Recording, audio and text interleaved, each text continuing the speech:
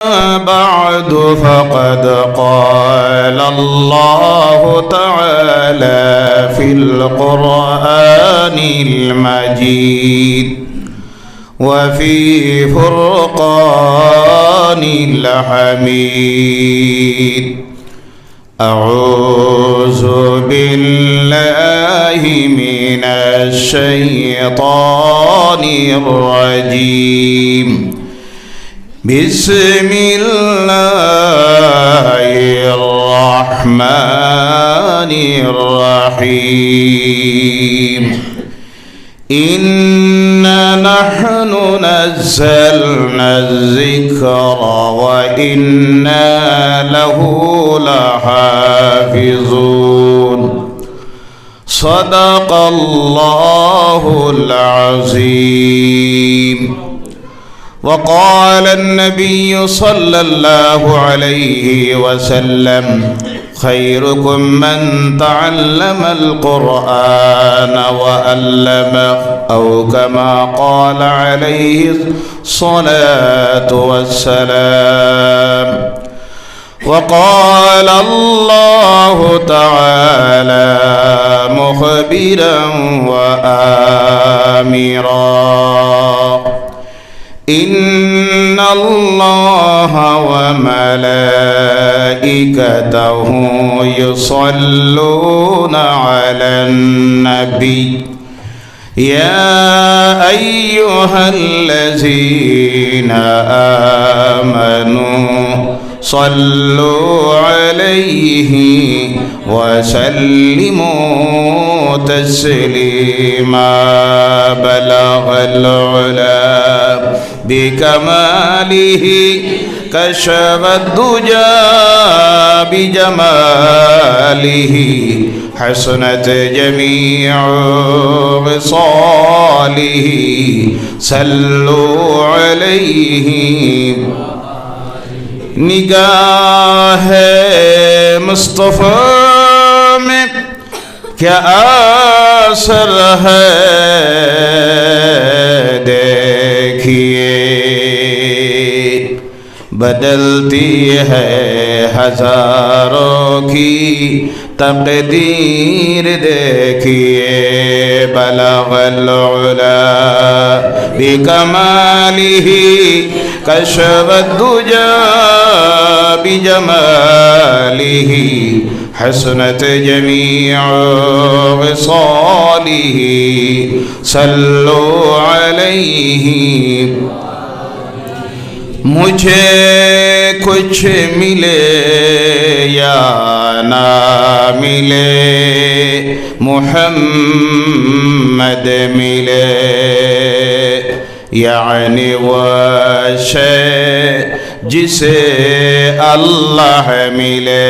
बलगल उला बिकमालिही, कशफ दुजा बिजमालिही, हसनत जमीअ ख़िसालिही। सल्लु अलैहि। अल्लाहुम्मा सल्लि अला सय्यिदिना मौलाना मुहम्मद व अला आलि सय्यिदिना मौलाना। मदीना मदीना আমার হৃদয়েতে মদিনা, মনের আমার পাগল পারা যাওয়ার লাগি মদিনা। আল্লাহুম্মা সাল্লি আলা সাইয়্যিদিনা মাওলানা মুহাম্মদ ওয়া আলা আলিহি সাইয়্যিদিনা মাওলানা। मदीने की हवा से खुशबुए जन्नत आती है, खाक पाके मदीना में नूर जन्नत चमकती है। अल्लाहुम्मा सल्ली अला सय्यिदीना मौलाना मुहम्मद व अला आलिहि सय्यिदीना। আপনারা একটু একটু সামনের দিকের খালি জায়গাটা পুরা করে দেন, চাপাইয়া আসেন, সামনের খালি জায়গা পুরা করে দেন এবং মহব্বতে আল্লাহর নামের জিকির করুন। সুবহানাল্লাহ ওয়ালহামদুলিল্লাহ ওয়ালা ইলাহা ইল্লাল্লাহ, সুবহানাল্লাহ ওয়ালহামদুলিল্লাহ ওয়ালা ইলাহা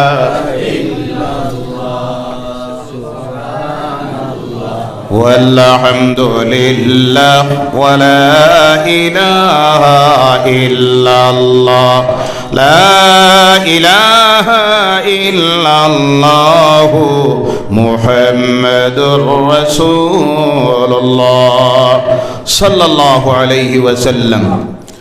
মাদানী দারুল কোরআন হাফিজিয়া মাদ্রাসার এই বৎসরের বাৎসরিক মাহফিলের সম্মানিত সভাপতি, তৎসঙ্গে মঞ্চে উপবিষ্ট উলামায়ে কেরাম, সম্মানিত মুরব্বিয়ানে কেরাম, বিভিন্ন এলাকা থেকে আগত বিভিন্ন মসজিদের সম্মানিত আইম্মাতুল মাসাজিদ, মঞ্চে উপবিষ্ট ডানে বামে সামনে উপস্থিত সমাজের বিভিন্ন শ্রেণীর সমাজসেবীরা, রাজনীতিবিদেরা, শিক্ষাবিদেরা, তাছাড়া পর্দার আড়ালের সম্মানিতা মা ও বোনেরা, বিশেষ করে এই মাহফিলের মাইকের আওয়াজ যতটুক জায়গায় যাচ্ছে সেই সব এলাকায় বসবাসরত আমাদের প্রাণপ্রিয় অন্যান্য ধর্মাবলম্বী ভাই ও বোনেরা, এছাড়াও বিভিন্ন ইউটিউব চ্যানেলের কর্মকর্তা, সাংবাদিক ভাইয়ারা, সর্বপ্রথমে মহান স্রষ্টা আল্লাহ সুবহানাহু ওয়া তাআলার লাখ কোটি শুকরিয়া আদায় করি যে আল্লাহ পাক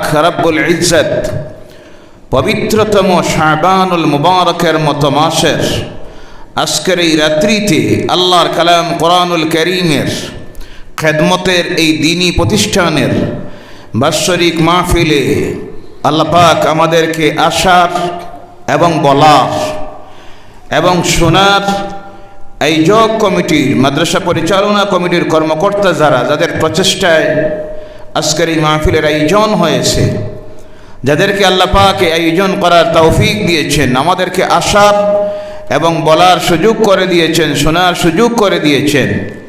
আলোচনা শুরুর আগে আমাদের স্রষ্টা, আমাদের রব, এ বিশ্ব ব্রহ্মাণ্ডের প্রতিপালক আল্লাহ সুবহানাহু ওয়া তাআলা গোলাম হিসাবে আমরা সকলে জবান ছেড়ে দিয়ে আমাদের রবের শুকরিয়া আদায় করি। সকলে উচ্চ কণ্ঠে বলুন আলহামদুলিল্লাহ, আর জোরে বলুন আলহামদুলিল্লাহ। শ্রোতারা একেবারে সামনে কম, এর জন্য কি আলোচনা রাখবো আমি চিন্তা করতেছি, সাবজেক্টটা কি বলবো। অবশ্যই ইনশাআল্লাহ আল্লাহর কালাম কোরআনুল কারীম থেকে একটা আয়াত তিলাওয়াত করেছি ইনশাআল্লাহুল আযীম, তার উপর যত সামান্য আলোচনা রাখবো। ওয়ামা তাওফীকি ইল্লা বিল্লাহ আলাইহি তাওয়াক্কালতু ওয়া ইলাইহি উনীব। সকলে বলেন আল্লাহুম্মা আমিন।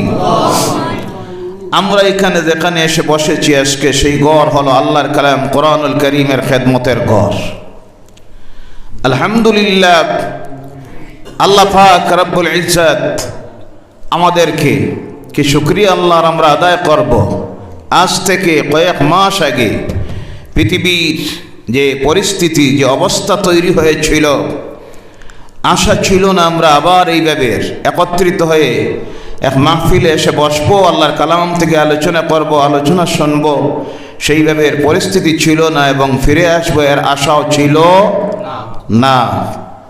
যে আল্লাহ পাক রব্বুল ইজ্জত আবারও দুনিয়ার সেই অবস্থাটাকে পরিবর্তন করে দিয়া মাঠে, ময়দানে, মসজিদে, মাদ্রাসায় আমরা এসে একত্রিত হয়ে বসতে পারতেছি, আল্লাহর কালাম থেকে আলোচনা করতেছি, আলোচনা শুনতে পারছি, জমা হয়ে বসতে পারতেছি।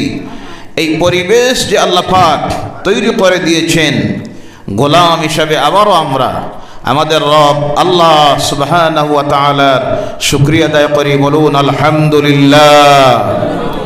আর জোরে বলুন আলহামদুলিল্লাহ। শুকরিয়া আদায় করেছি কার? শুকরিয়া আদায় করব আমরা কার? নাম নিব কার? গণনা বলি বর্ণনা করব কার? প্রশংসা করব কার? সাজদা দিব কারে?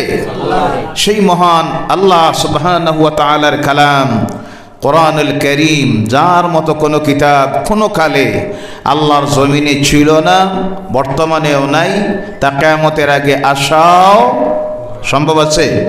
কথা বলবেন, সম্ভব আছে? নাই।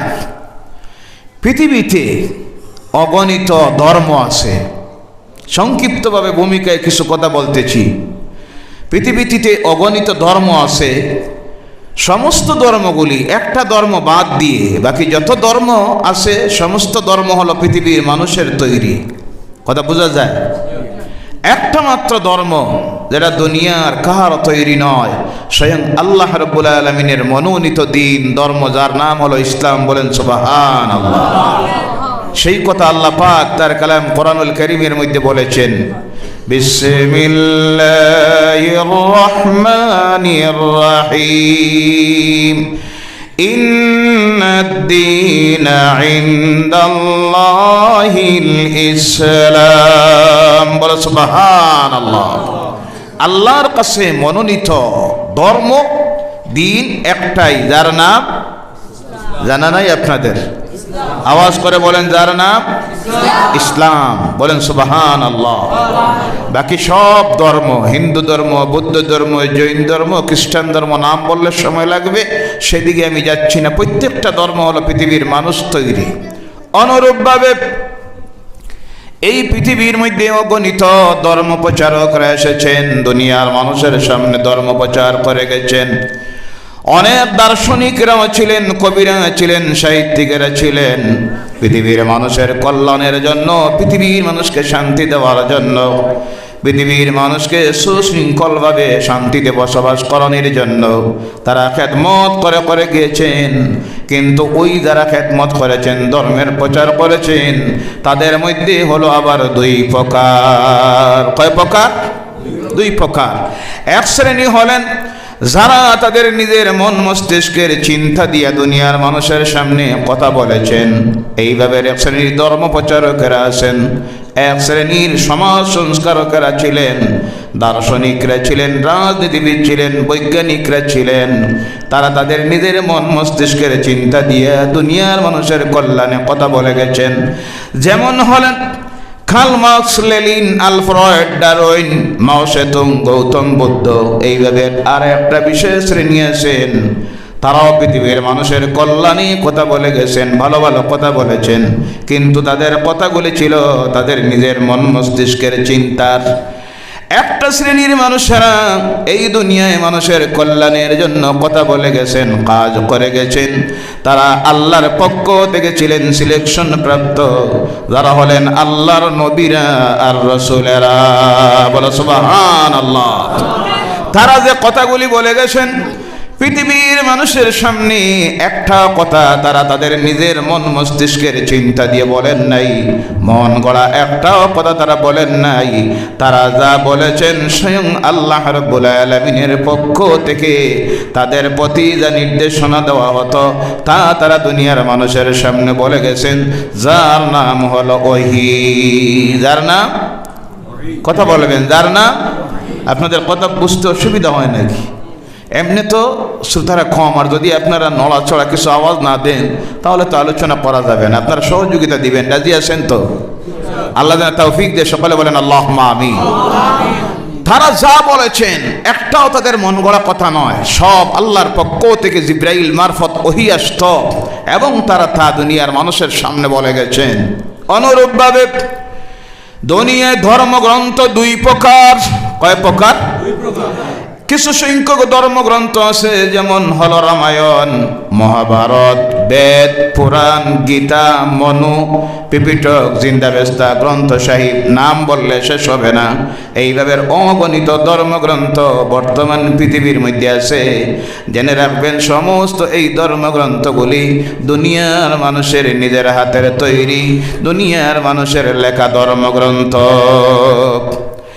একটা ধর্মগ্রন্থ, এক শ্রেণীর ধর্মগ্রন্থ এই জমিনের মধ্যে আছে যেটা দুনিয়ার কোনো মানুষের লিখিত নয়, স্বয়ং আল্লাহ রাব্বুল আলামিনের কালাম, আল্লাহর কিতাব, যার নাম হলো কোরআন। বলো সুবহানাল্লাহ। আল্লাহর দেওয়া এই জমিনের মধ্যে ধর্মগ্রন্থ, কিতাব বলতে যাকে বোঝায়, আল্লাহর দেওয়া ধর্মগ্রন্থ কিতাব যাকে বলা হয়, তা ছিল 4টা। কয়টা? কথা বলেন, কয়টা? একটার নাম হলো তাওরীত, আরেকটার নাম হলো জাবুর, আরেকটার নাম হলো ইনজিল।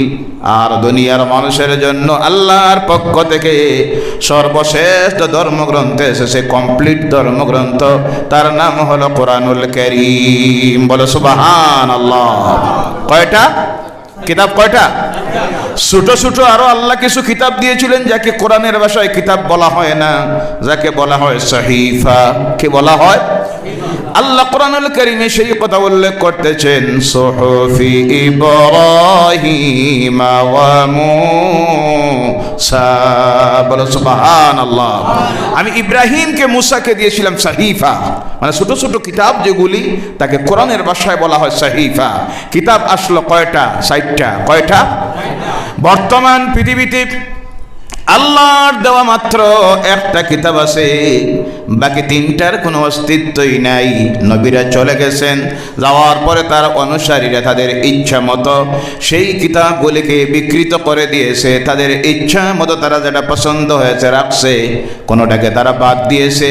একটা মাত্র কিতাব যেইভাবে অবতীর্ণ হয়েছিল আজ পর্যন্ত আল্লাহর জমিনে অবিকৃত রয়ে গেছে, তা কিয়ামত পর্যন্ত এই জমিনে অবিকৃত থাকবে, তার নাম হলো কোরআনুল কারীম। বলে সুবহানাল্লাহ। তার কারণ হলো কি? আল্লাহ দিলেন 4টা কিতাব, দেওয়ার পরে 3টে বিকৃত হয়ে গেল, একটা অবিকৃত থাকলো। তার কারণ কি? তার কারণ হলো বাকি 3টা নাজিল করেছেন আল্লাহ, কিন্তু তার হেফাজতের দায়িত্ব আল্লাহ নেয় নাই। একটা মাত্র কিতাবকে নাজিল করেছেন আল্লাহ পাক, আর তার হেফাজতের দায়িত্ব স্বয়ং নিয়েছেন আল্লাহকে। এর জন্য আল্লাহ বলছেন, ইন্না নাহনু নাযালনা যিকরা ওয়া ইন্না লাহু লাহাফিজুন। বলো আল্লাহু আকবার। নাজিল করেছি এই জিকিরকে, এই কিতাবকে, কোরআনকে আমি আল্লাহ, আর হেফাজতের দায়িত্ব নিয়েছি আমি আল্লাহ। বলেন সুবহানাল্লাহ। আল্লাহ যেটার হেফাজতের দায়িত্ব নিয়ে নেয়, দুনিয়ার কোনো শক্তি আছে তার ক্ষতি করার? কথা বলেন, আছে? এর জন্য কিয়ামত পর্যন্ত আল্লাহর জমিনে যে কিতাব থাকবে, ধর্মগ্রন্থ অবিকৃত থাকবে, তার নাম হলো কোরআনুল কারীম। বলেন সুবহানাল্লাহ। এর পরিবর্তন করা সম্ভব আছে? পরিবর্তন করা সম্ভব, সংযোজন করা সম্ভব, সংশোধন করা সম্ভব। এর থেকে কিছু কমানি সম্ভব আছে, বাড়ানি সম্ভব আছে। কথা বলবেন? সম্ভব নয়, কারণ আল্লাহ পাক নিজে বলতেছেন, লা তাবদীলা লিকালিমাতিল্লাহ। বলো সুবহানাল্লাহ। আমি আল্লাহর কালামকে পরিবর্তন করার, বাদ দেওয়ার, সংশোধন করার, সংযোজন করার কোন সংস্থান নাই, কাহার দ্বারা সম্ভব নয়। কিন্তু আজকে দুঃখ হয়, আফসোস লাগে।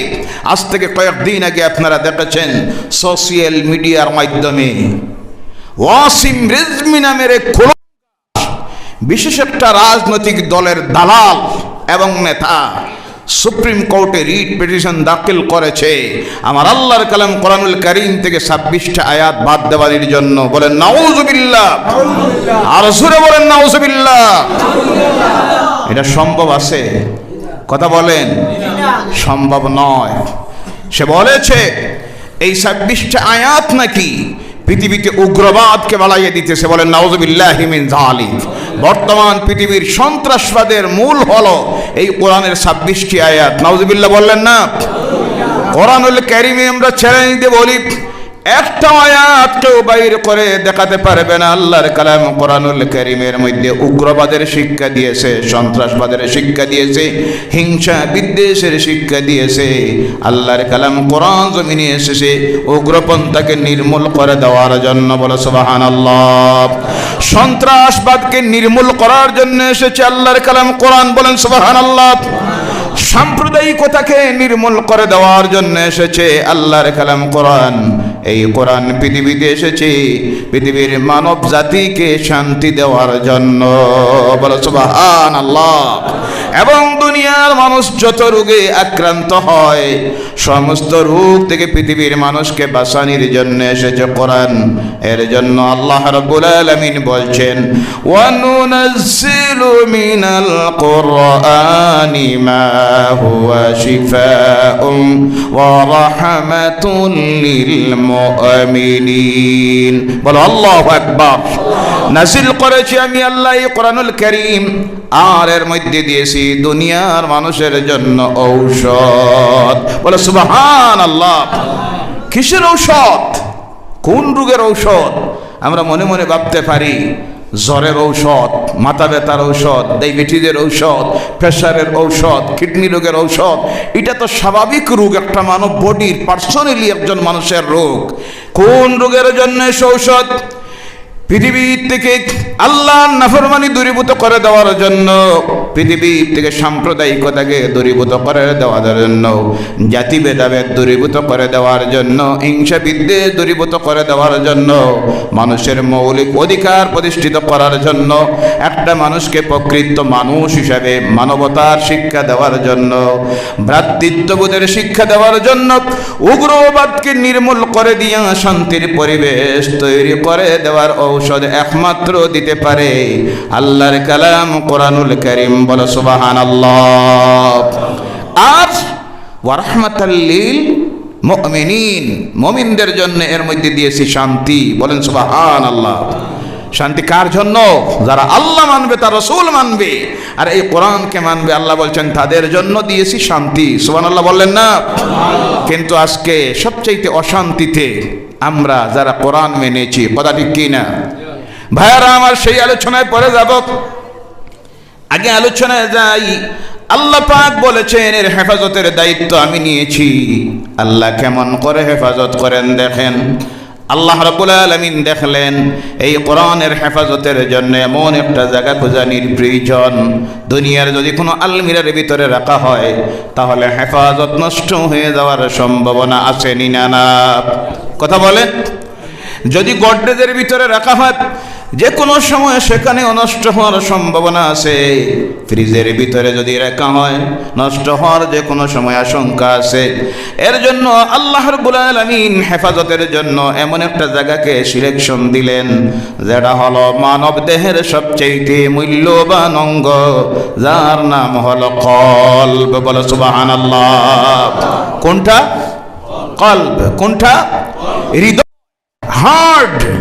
আল্লাহ রাব্বুল আলামিন হেফাজতের জন্য সেই জায়গা সিলেকশন দিলেন, যার জন্য আজকে গোটা পৃথিবীর এক হিসাবে দেখা গিয়েছে বর্তমান পৃথিবীতে 2 কোটির ঊর্ধ্বে এমন মানুষ আছেন যাদের সিনার ভিতরে কমপ্লিটলি আল্লাহ কোরআনুল কারীমের 114টা সূরা, কোরআনুল কারীমের 30 পারা, কোরআনুল কারীমের 6666 আয়াতকে আল্লাহ হেফাজতে রেখে দিয়েছে। বলে সুবহানাল্লাহ। যারা হলেন হুফাজুল কোরআন, সুবহানাল্লাহ বললেন না?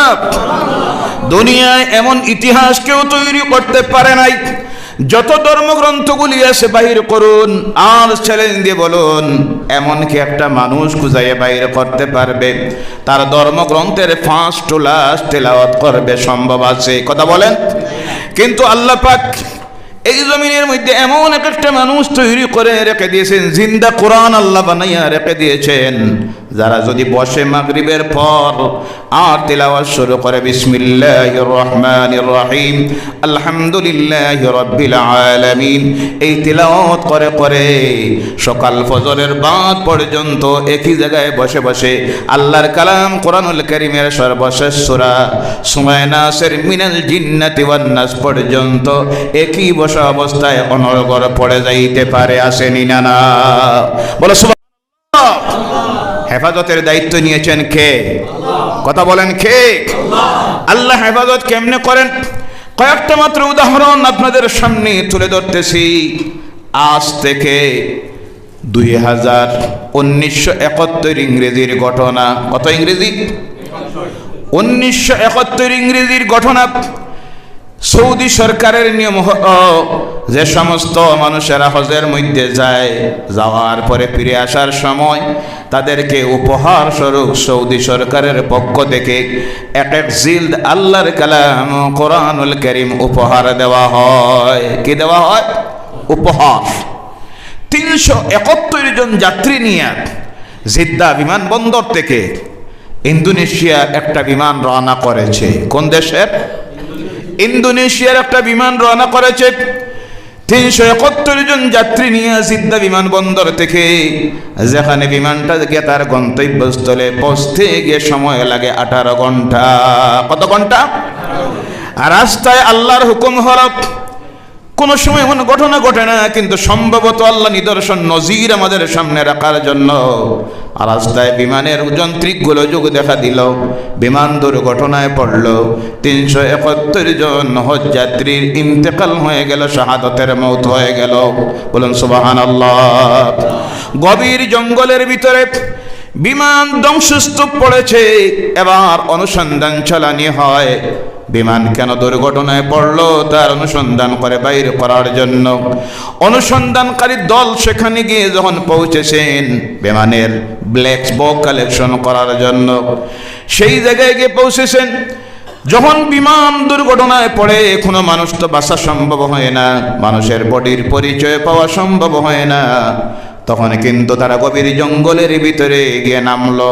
নামার পরে অনুসন্ধানকারী মানুষগুলি অবাক হয়ে যায়, ধ্বংসস্তূপের মধ্যে গিয়ে দেখে একটাও মানুষের বডির কোনো চিহ্ন নাই, কিন্তু আল্লাহর কালাম কোরআনুল কারীমের 371টা জিল হুবহু পড়ে রয়েছে। দুনিয়ার আগুন তার গায়ে স্পর্শ করে নাই। বলো সুবহানাল্লাহ। আগুন ও আল্লাহর কালাম চিনেনি না? ছিলেনি না? এই কোরআনের ইজ্জত দেয়নি না? সম্মান দেয়নি না? হেফাজতের দায়িত্ব নিয়েছেন কে? আর একটা ঘটনা মাত্র বলতেছি। পাকিস্তানের মরহুম প্রেসিডেন্ট, যার নাম আপনাদের অনেকের জানা আছে, মরহুম প্রেসিডেন্ট জিয়াউল হক, মনে আছে? আপনারা যারা জানবেন না, মুরব্বী যারা, তাদের জানা আছে। ওই জিয়াউল হকের জীবনী পড়তে গিয়ে দেখি ভদ্রলোকের আমলটা বড় ভালো ছিল। প্রতিদিন তাহাজ্জুদের নামাজ পড়ে মসজিদে বসে থাকতেন। এগুলো উঠাই দিন, বাচ্চারা সামনে দেন কেন, এরা তো কোনো কথা বুঝবে না, পিছনের দিকে দেন। ওনার আমল ছিল তিনি তাহাজ্জুদের নামাজ পড়ে মসজিদের মধ্যে বসে থাকতেন, আর ফজরের নামাজ পর্যন্ত আল্লাহর কালাম কোরআন তিলাওয়াত করতেন। বলো সুবহানাল্লাহ। সব সময় উনি যেখানে যাইতেন তখন তার সঙ্গে এক সিল পকেট সাইজের কোরআন শরীফ থাকতো। বলেন সুবহানাল্লাহ। এই যেই দিন ওনার ইন্তেকাল হয়, তিনি তাহাজ্জুদের নামাজ পড়েছেন, ফজরের নামাজের অপেক্ষা করতেছেন, বসে বসে আল্লাহর কালাম কোরআনুল কারীম তিলাওয়াত করছেন। ফজরের নামাজ জামাতে পড়ে এবার রওনা করেছেন করাচি শহর থেকে, যাবেন পেশোয়ার। তিনি তখন সেই দেশের প্রধানমন্ত্রী, শুধু প্রধানমন্ত্রী নয়, সেই দেশের সেনাবাহিনীর প্রধান, চিফ অফ দ্য স্টাফ মরহুম প্রেসিডেন্ট জিয়াউল হক। এবার বিমানের মধ্যে যখন উঠেছেন, তার সেই তিলাওয়াতকৃত কোরআনুল কারীম তার কোটের পকেটের মধ্যে ঢুকাইয়া নিয়েছেন। রাস্তায় হায়াত শেষ হয়ে গেছে। আল্লাহ রাব্বুল আলামিনের হুকুম হলো, প্রেসিডেন্টের বিমান দুর্ঘটনার মধ্যে পড়েছে, বিমান ধ্বংস হয়ে গেছে। প্রেসিডেন্টের লাশ তো খুজাইয়ানা দরকার, রাষ্ট্রীয় মর্যাদায় দাফন করা হবে। এবার অনুসন্ধানকারী দল সেখানে গিয়ে পৌঁছেছে। পৌঁছার পরে খুঁজাইতেছে, প্রেসিডেন্টের লাশ ছিনা তো যায় না।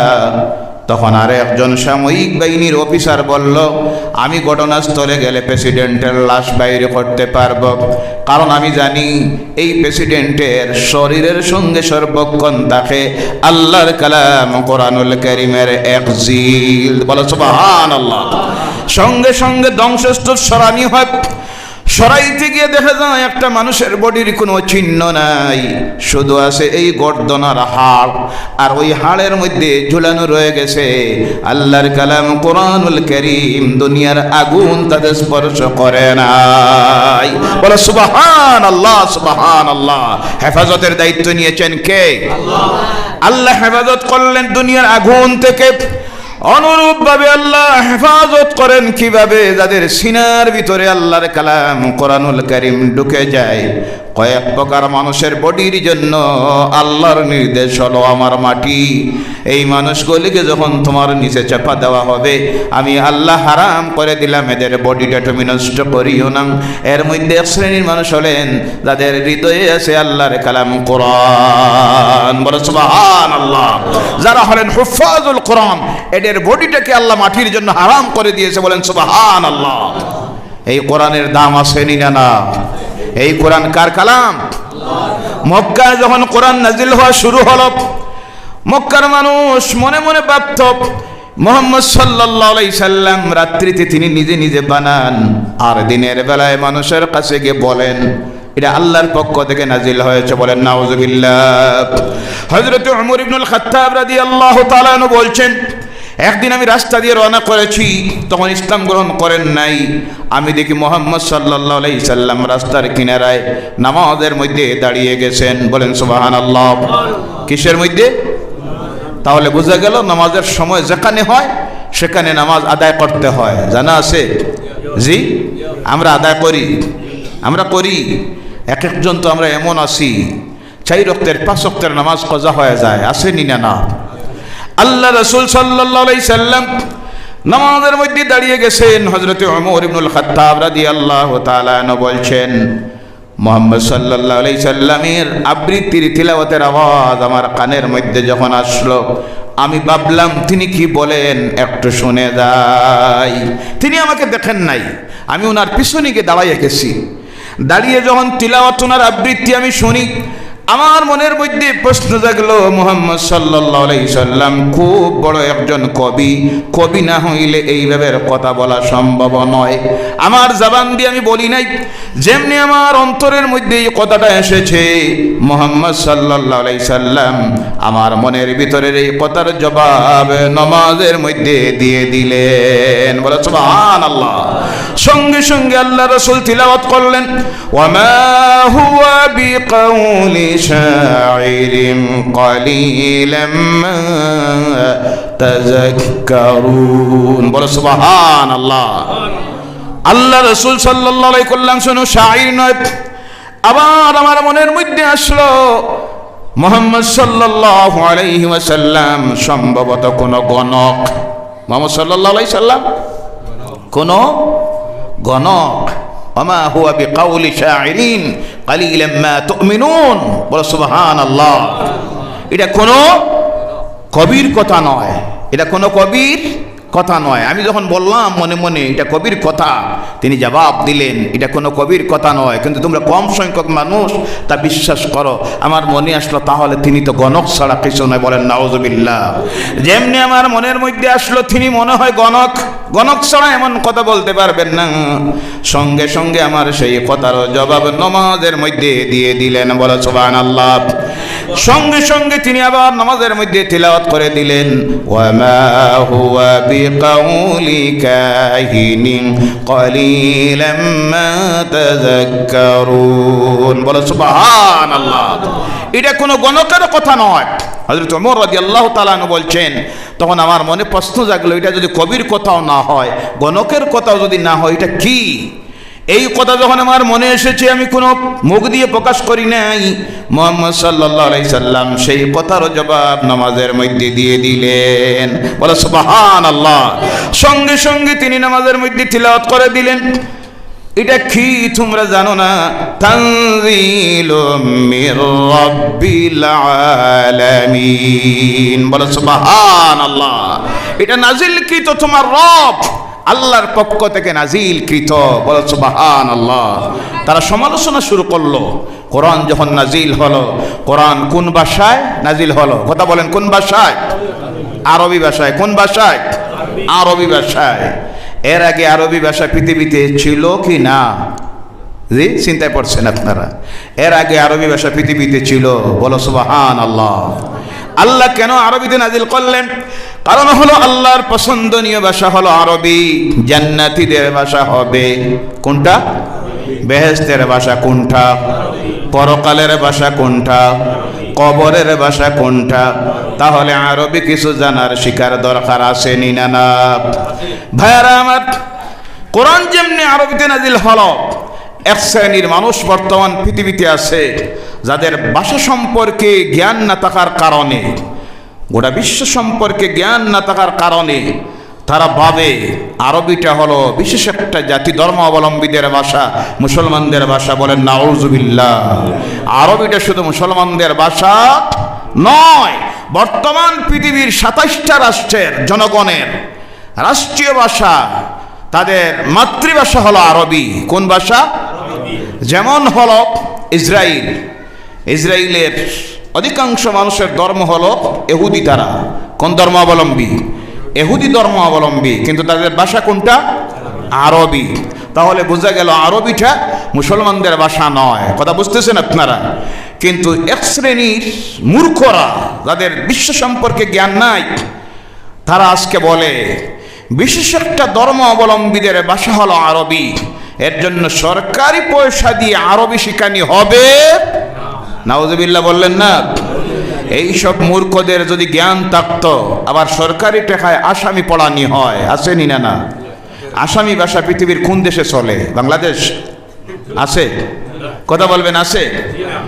এরপরে পাকিস্তান, একেবারে বাড়ির দ্বারা কাছের দেশ বলছি, শ্রীলঙ্কা, মালয়েশিয়া, মালদ্বীপ, নেপাল, ভারত। ভারতের আর কোন রাজ্যে আসামি আছে? নাই। আসামের সব জায়গায় আছে, বরাক উপত্যকায় আছে। আমি আপনাদের দোয়ায় বড়পেটায় যাই, গোয়ালপাড়ায়, দুবলিতে, বিভিন্ন জায়গায় গেলে পরে দেখি যদিও তারা আসামি শিখে, কিন্তু তাদের মাতৃভাষা যে ভাষায় কথা বলে সেটা হলো বাংলা ভাষা। কোন ভাষা? মাত্র কয়েক কোটি জনগণের পৃথিবীতে মাত্র কয়েক কোটি মানুষ যারা আসামের বিভিন্ন জেলায় বসবাস করে, যাদের ভাষা হলো আসামি। কোনটা? আবার সরকারি টাকায় পড়ানি মানে, জি চলেননি না? না। শুধু আরবি মানে না, কারণ কোরআন নাজিল হয়েছে আরবিতে। এরা যদি আরবি পড়ে তাহলে কোরআন পড়া শিখে যাবে, এই হলো মূল কারণ। কথা ঠিক কিনা? ওই বেকুফগুলির যদি বিশ্ব সম্পর্কে জ্ঞান থাকতো, তাহলে তারা জানতো ইন্টারন্যাশনাল যে ভাষাগুলি, এর মধ্যে একটা ভাষা হলো আরবি। বলেন সুবহানাল্লাহ। পৃথিবীর বর্তমান কয়েক কোটি বিলিয়ন মানুষের ভাষা হলো আরবি। ভাইরা আমার, কোরআনুল কারীম যখন নাজিল হওয়া শুরু হলো, তারা যখন সমালোচনা শুরু করলো, আল্লাহ রাসূল সাল্লাল্লাহু আলাইহি সাল্লাম তিনি নিজে নিজে বানান, আর দিনের বেলায় মানুষের কাছে গিয়ে বলেন আল্লাহর পক্ষ থেকে নাজিল হয়েছে। আমার আল্লাহ রাব্বুল আলামিন সঙ্গে সঙ্গে তাদেরকে চ্যালেঞ্জ জানিয়ে আয়াত নাজিল করলেন, কুল ইন কুনতুম ফি রাইবিম মিম্মা নাযালনা আলা আবদিনা ফাআতু বিসূরাতিম মিন মিসলি ইলা আখিরিল আয়া। ও আমার হাবিব, আপনি তাদেরকে বলে দিন, আপনার প্রতি আমি আল্লাহ যা নাজিল করি তাতে যদি তাদের কোনো সন্দেহ হয়, তাহলে তারা এই কোরআনুল কারীমের ছোট্ট থেকে একটা ছোট্ট সূরা অথবা ছোট্ট থেকে ছোট্ট একটা আয়াতের মতো আয়াত যেন তারা বানিয়ে আনে। আল্লাহ চ্যালেঞ্জ দিলেন। শুধু সেই সময় নয়, তা কিয়ামত পর্যন্ত পৃথিবীতে যারা আসবে প্রতিটি মানুষকে উদ্দেশ্য করে আল্লাহ চ্যালেঞ্জ দিলেন, বানাইয়ে আনো। চ্যালেঞ্জ গ্রহণ করে না তা নয়, সেই সময় মক্কার মানুষগুলি ছিল তাদের ভাষা আরবি, তাদের মধ্যে প্রতিযোগিতা চলতো। বিকাল বেলায় তারা যখন এক জায়গায় গিয়ে বসত, মদ পান করত, আর আরবিতে তারা কবিতা বানিয়ে ছন্দ বানিয়ে প্রতিযোগিতা করত। আল্লাহ যখন সেই চ্যালেঞ্জ দিলেন, আল্লাহ রাসূল সাল্লাল্লাহু আলাইহি সাল্লাম তখন কোরআনুল কারীমের সর্বশেষ সবচেয়ে ছোট্টতম যে সূরা, কোন সূরা? সূরা কাউসার। কোন সূরা? সূরা কাউসার। আল্লাহর ঘরের দেওয়ালের মধ্যে নিয়ে লিখে লাগিয়ে রাখলেন, আর বললেন এই সূরাটার মতো সম্ভব হয় একটা সূরা তোমরা বানিয়ে আনো। চ্যালেঞ্জটাকে গ্রহণ করে নিল সেই সময়ের মক্কার নাম করা তিনজন কবি ছিল। একজনের নাম হলো কয়েস, যাকে মক্কার মানুষ তাদের বিশ্বকবি বলে উপাধি দিয়েছিল, আর একজনের নাম ছিল আন্তারা। এইভাবে তিনজন কবি চ্যালেঞ্জ গ্রহণ করলো আর বলল এটা তো স্বাভাবিক। এই বলে তারা সেই সূরাটার নিচে গিয়ে বসত। প্রতিদিন ইতিহাস প্রমাণ করতেছে সকালবেলায় গিয়ে বসত আর লেখা শুরু করত, বিকালবেলায় গিয়ে দেখতো যা লিখলাম কোনো সময় দেখা যায় যা লিখেছি অর্থের দিক দিয়ে অর্থ মিলে না, আবার কোনো সময় দেখে যা লিখলাম গ্রামারের দিক দিয়ে গ্রামার মিলে না, ক্যান্সেল করে চলে আসে। আবার মাগরিবের পর গিয়ে বসে। এইভাবে একদিন নয়, 2 দিন নয়, এক নাগাড়ে 7 দিন। কয়দিন? 2 জন 7 দিনের পর চলে গেল। বিশ্বকবি তারা যাকে উপাধি দিয়েছিল কয়েস, সেই কয়েস 7 নম্বর দিনের মাগরিবের পর গিয়ে বসেছে আর বলল আজকে একটা লিখবো, লিখেই যাব। এই বলে গিয়ে বসেছে, বারবার লিখার পরে দেখে ছন্দ মিলে না, অর্থ মিলে না। ফজরের সময় এই সূরাটার নিচে একটা আয়াত লিখে আস্তে আস্তে বিদায় হয়ে গেল। যে আয়াতটা এর নিচে নিয়ে লেখলো সেই আয়াতটা হলো লা হাযা কালামুন নাস হাযা কালামুল্লাহ। বলে সুবহানাল্লাহ। এটা দুনিয়ার কোনো মানুষের কথা নয়, এটা হলো স্বয়ং আল্লাহর কালাম। সুবহানাল্লাহ বললেন না? কার কালাম? সেই সময়ে তারা পারল না। আজকে অনেকের মনে মনে প্রশ্ন আসতে পারে, সেই যুগে পারে নাই। আজকের যুগ হলো ডিজিটাল যুগ, কম্পিউটারের যুগ, ইন্টারনেটের যুগ। কম্পিউটার সব পারে, কম্পিউটার দিয়ে এখন চাইলে বানানি যাবে, বানানি যাইব। কম্পিউটার পারবো, এটাও কম্পিউটার জব দিয়ে দিছে। কম্পিউটারের মধ্যে কোরআনের যত বায়োডাটা ছিল সব দেওয়া হলো, আর দিয়ে বলা হলো কম্পিউটার তুমি এর মতো একটা কোরআন বানাও। যদি তাও সম্ভব না হয়, এর একটা আয়াত, একটা শ্লোকের মতো তুমি একটা শ্লোক বানাও। সেই কম্পিউটারকে জবাব দিল। দুনিয়ার মানুষ হতচকিত হয়ে গেছে, অবাক হয়ে গেছে। কম্পিউটার জবাব দিল, এ পৃথিবীর বিলিয়ন মিলিয়ন মানুষ তোমরা যারা আছো, তোমরা যদি বিলিয়ন মিলিয়ন বছর চেষ্টা চালাও, চালানির পরে যদি তোমরা মরে যাও, এরপরে আরেকটা দল যদি আসে, তারা যদি বিলিয়ন মিলিয়ন বছর এইভাবে চেষ্টা চালায়, চালাইতে চালাইতে এইভাবে ধারাবাহিকতায় আসবে আর যাবে, কিন্তু এই কোরআনুল কারীমের ছোট্ট থেকে ছোট্ট একটা আয়াতের মতো আয়াত বানানো সম্ভব হবে না। বলো সুবহানাল্লাহ। এটা কার কালাম? হেফাজতের মালিক কে?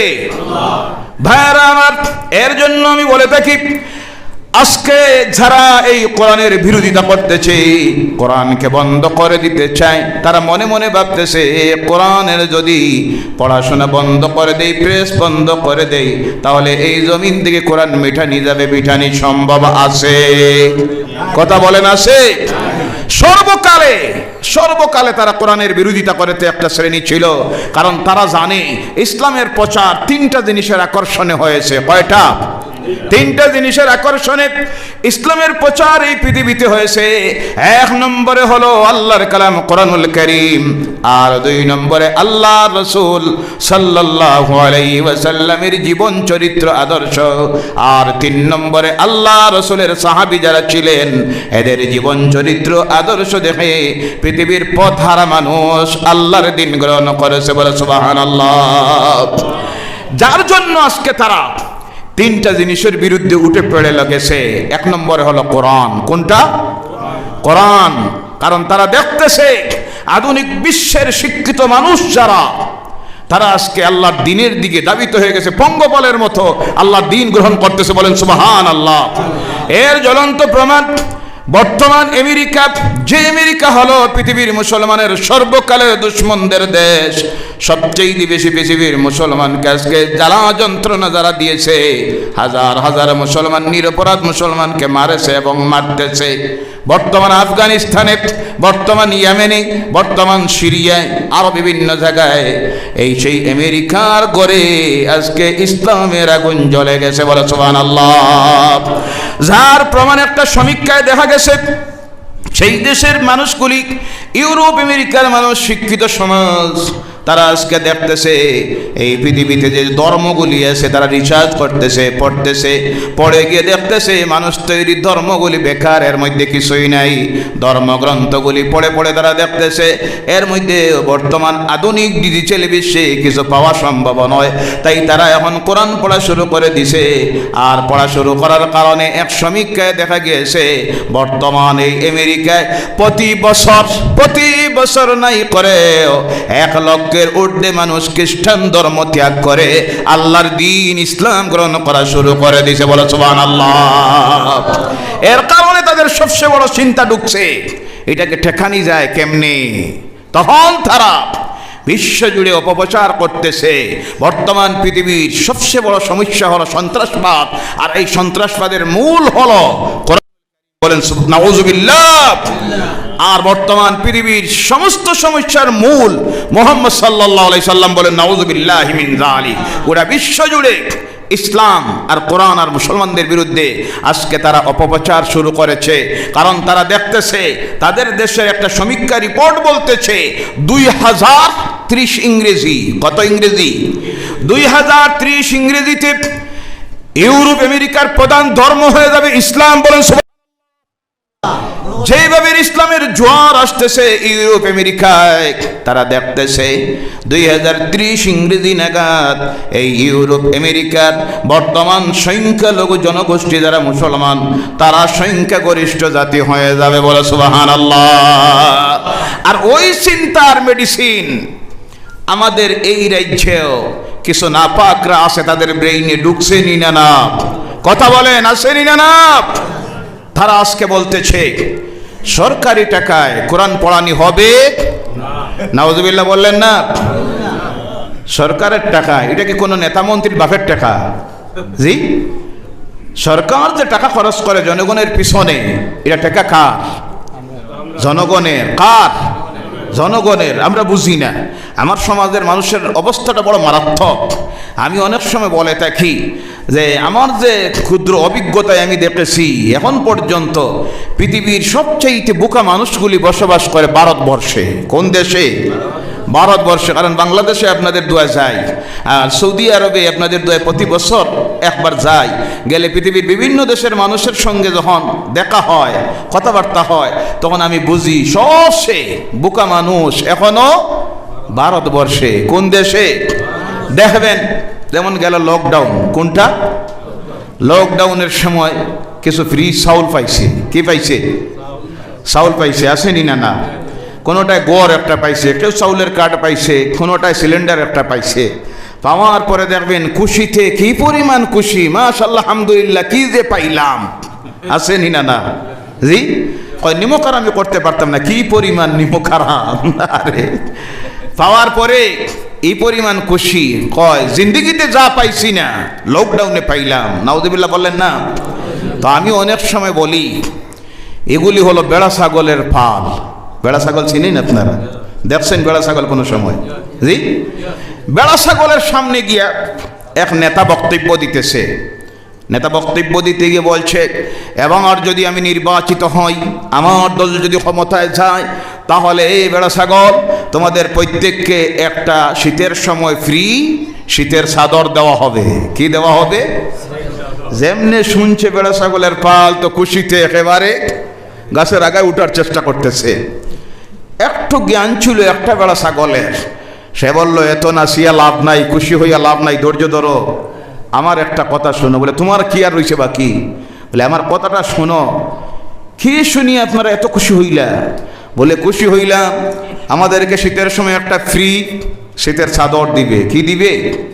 চাদর দিবে। এই তো ফ্রি এমনি শুনছি, আমরা তো পাগল হয়ে গেছি। বলল, আচ্ছা ঠিক আছে, ফ্রি তো দেওয়া হবে। খবর লইয়া কি দেখছো এই ফ্রি যেটা দেওয়া হইবে এটা কি দিয়ে দেওয়া হইতো? বলে, না। বলে, এটা দেওয়া হবে তোমার পিঠির রোম দিয়া বানাইয়া। কোনটা দিয়া? তোমার পিঠির রোম দিয়া। বুঝে না আমার দেশের জনগণ? যেমনে ফ্রি কিছু পাইল, পাওয়ার পরে মনে মনে ভাবে কি যে পাইছি, এটা তো তোমার পিঠির চামড়া তুলিয়া দেওয়া হইতেছে। কথা ঠিক কিনা? জনগণের কাছ থেকে ট্যাক্স আদায় করা হচ্ছে। কি আদায় করা হচ্ছে? কতটা যে ট্যাক্স, অনেকে অনেক সময় বলে হুজুর ট্যাক্স তো আমরা দেই না। ট্যাক্স দেয় বড় বড় ব্যবসায়ী যারা, তারা জিএসটি ট্যাক্স দেয়, সরকারি চাকরিজীবী তারা ট্যাক্স দেয়, আমরা দেই না। কি বলেন আপনারা, আমরা দেইনি না? না, এমন কেউ আসেন এখানে যার ট্যাক্স দেওয়া লাগে না? আসেন। এই বিদ্যুৎ থেকে শুরু করে, পানির থেকে শুরু করে, মেডিসিন থেকে শুরু করে, গাড়ির ভাড়ার থেকে শুরু করে, ডাইল থেকে শুরু করে, চাউল থেকে শুরু করে, একদিকে দেওয়া হইল দিলাম ফ্রি একটা সিলিন্ডার। কয়টা? একটা সিলিন্ডার। আর একটার বদলা তোমার ফিটির থেকে আদায় কর্ম 1050। জি, কোনো রাজনৈতিক দলের বিরুদ্ধে কথা বলি না, কোনো ব্যক্তির বিরুদ্ধে নয়, বাস্তব যা বলতেছে, কথা ঠিক কিনা? দেওয়া হইল 2 টাকা আর 3 টাকা মূল্যের কিছু জিনিস, আর দেওয়ার পরে যে তোমার পিঠির চামড়া তুলিয়ে আদায় করা হচ্ছে, জনগণ বুঝে না। না বুঝে দেখছেন কি দিল, কি না দিল, কত দিল, কি দিছে, আমলা দিছে। সতর্ক হবেন, সতর্ক হবেন ভাইয়ারা আমার। আজকে 70 বছর থেকে যে মাদ্রাসাগুলি চলে আসতেছে, সেই মাদ্রাসা যারা বন্ধ করলো তারা ইসলামের বন্ধু না দুশমন? আওয়াজ করে কথা বলতে হবে, বন্ধু না দুশমন? কোরআনের এরা পক্ষে, মুসলমানদের দুশমন। কোরআনের বিরুদ্ধে যে ষড়যন্ত্র করবে তার সঙ্গে আমাদের কোনো সম্পর্ক থাকতে পারে? থাকতে পারে না। কারণ দেখাইলো এইগুলিতে কোরআন পড়ানি হয়। কি পড়ানি হয়? ইনসাফের সহিত আপনারা জবাব দিবেন, সরকারি মাদ্রাসাগুলিতে শুধু কি কোরআন পড়ানি হয় না অন্য কিছু আছে? আসাম সরকারের সেবা কোর্সের সিলেবাসে যেসব সাবজেক্টগুলি আছে, English, Bangla, mathematics, social science, আরও যা আছে, সব মাদ্রাসায় আসেনি না? না, কথা বলেন। একটা মাত্র অপরাধ, এখানে ইসলামিয়তের একটা সাবজেক্ট পড়ানি হয় কোরআন হাদিস থেকে। এই তাদের মাথায় চিন্তা ঢুকছে, কোরআন কেন পড়ানি হবে, হাদিস কেন পড়ানি হবে? বলেন নাউযু বিল্লাহি মিন যালিক। আজকে বন্ধ করে দিল সরকারি মাদ্রাসাগুলি। আল্লাহ দোয়া করি, আয় আল্লাহ, যারা তোমার কালামের বিরুদ্ধে হাত ধরেছে, তুমি এই জমিনে ইনসাফটা করিও। সকলে বলেন আল্লাহুম্মা আমিন।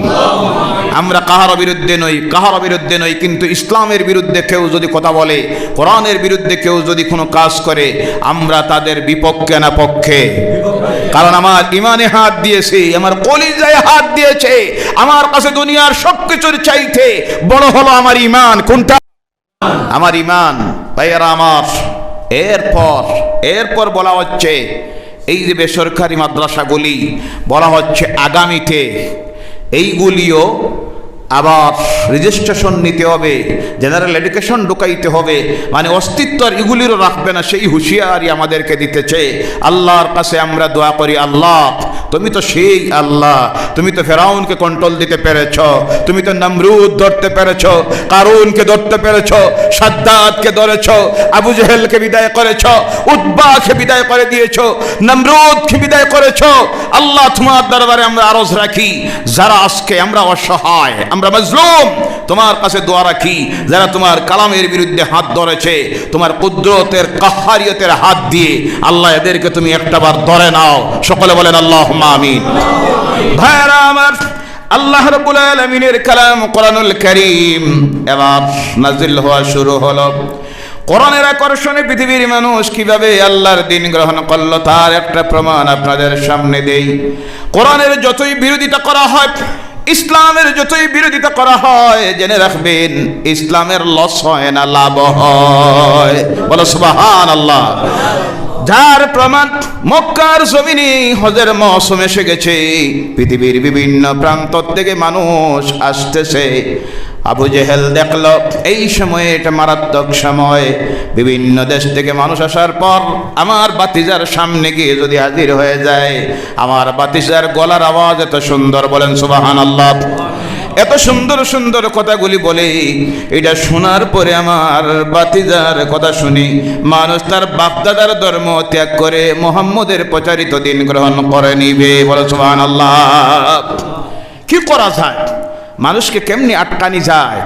আটকানির জন্য তখন করলো কি, সে কয়েকজন মানুষ সিলেকশন দিয়ে গিয়ে বলল, মক্কার প্রতিটি রাস্তার তিমাতায় চৌমাথায় গিয়ে দাঁড়িয়ে যাও, আর দাঁড়িয়ে গিয়ে প্রত্যেককে বলে দিও বিদেশি মেহমান যারা আসতেছে, আল্লাহর ঘরের কিনারায় সবসময় হজ হইত। মুশরিকদের দখলে যখন ছিল তখন তারা হজ করত, কিন্তু ইসলামের নিয়ম নীতি মতো নয়। তারা বিভিন্ন নতুন নিয়ম তারা তৈরি করেছিল। আল্লাহর ঘরের চতুর্দিকে নারী পুরুষেরা একসঙ্গে উলঙ্গ হয়ে তওয়াফ করত। বলো নাউজুবিল্লাহ। সব রাস্তার মাথায় চৌমাথায় এক একজন মানুষ দাঁড় করাইয়া দিছে। যারা বিদেশি মেহমান আসবে প্রত্যেকের কাছে গিয়ে বলিও, আমার বাতিজা একটা পাগল, আমার বাতিজা একটা জাদুকর, এর কিনারায় কেউ যাইও না। বলো নাউযুবিল্লাহি মিন যালিক। মানুষ এসেছে, হজ করেছে, হজ শেষ করছে, তো তখন প্রত্যেকের মনের মধ্যে প্রশ্ন জাগলো, আর কোনোদিন মক্কায় আইতে পারবো কি না?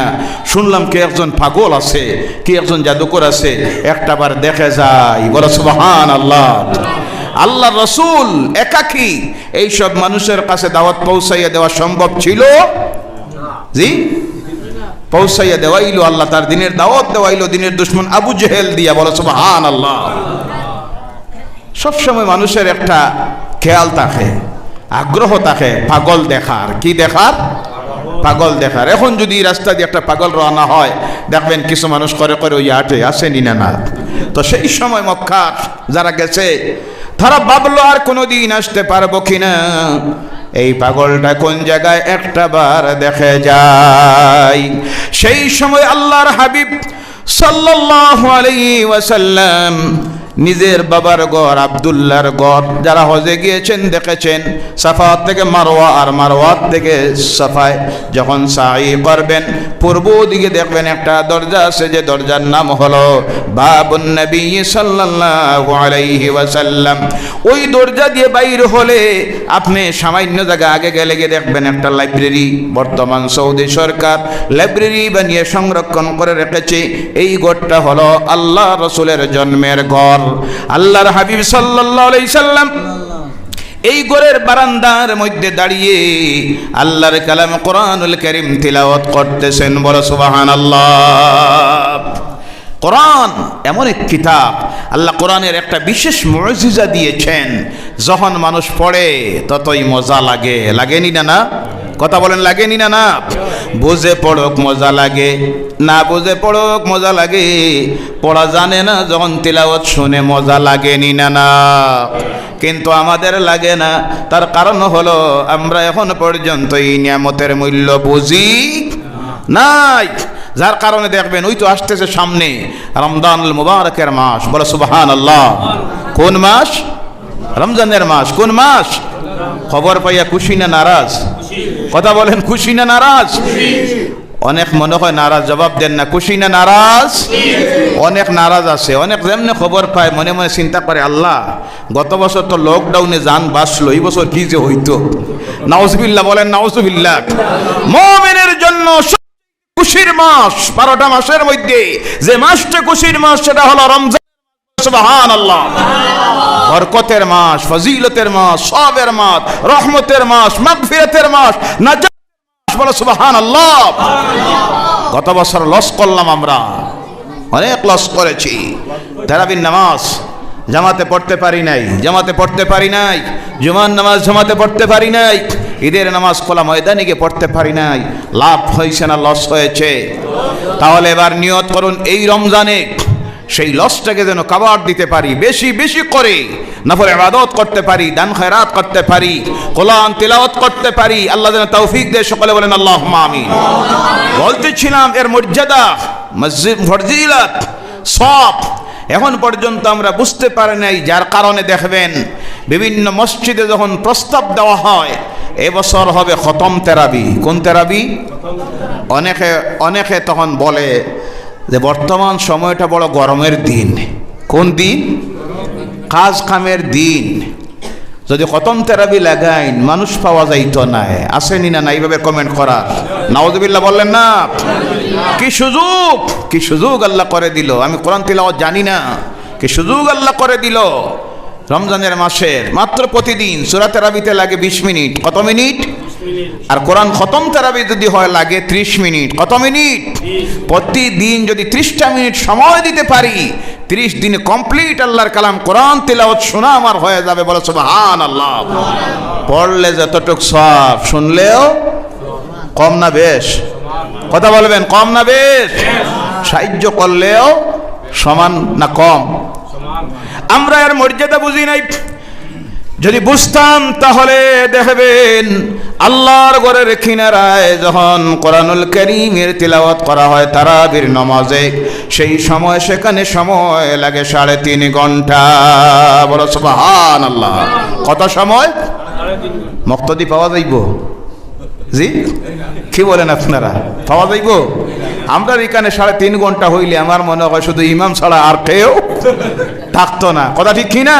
তার প্রমাণ দেখবেন জুমার নামাজে যদি একটু নাম্বার সূরা ইমাম তিলাওয়াত করেন, এইভাবে বেয়াদব মুক্তদি আছে পিছন দিক থেকে গলা দিয়ে আওয়াজ দেয়, জি আসেনি না?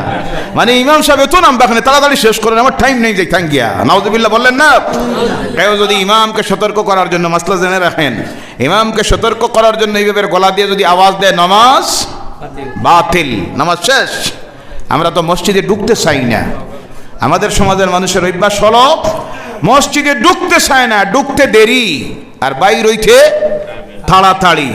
দেখবেন শুক্রবারে খুতবা শুরু হওয়ার আগে আয় না, যেমনি খুতবা শুরু হইল অনেকটা আছে খুতবার সময়ও আয় না, অপেক্ষা করে কয়টায় জামাতের সময় এসে হাজির হয়। যেমনি ইমাম সাহেব সালাম ফিরাইলেন, জানি না আপনাদের এদিকে আছে কিনা, বিভিন্ন জায়গায় দেখা যায় ইমাম সাহেব যেমনি সালাম ফিরাইলেন অর্ধেক মসজিদ খালি। নাউজুবিল্লাহ বললেন না? এরা কিয়ের নামাজ পড়ছে? ফজরের নামাজ 2 রাকাত। কিসের নামাজ? জুমার নামাজ কয় রাকাত পড়তে হয়? কমপক্ষে কয় রাকাত পড়তে হয়? 12 রাকাত। কমপক্ষে কত রাকাত? 12 রাকাত না পড়লে আপনার জুমার নামাজ আদায় হবে না। কাবলাল জুমা 4 রাকাত, জুমার ফরজ 2 রাকাত, বাদাল জুমা 4 রাকাত, আর জুমার সুন্নত মুআক্কাদা 2 রাকাত। কমপক্ষে কথা বলেন না কেন? কয় রাকাত? ঘুমাই গেছে নাকি? জি যাইতে গিয়ে আপনারা না আরো কিছু সময়? জি তাহলে একটু আরো চাপাই আসেন না, ওই যে সামনের খালি জায়গাটা দেখতে সুন্দর লাগে না? সুবহানাল্লাহ ওয়াল হামদুলিল্লাহ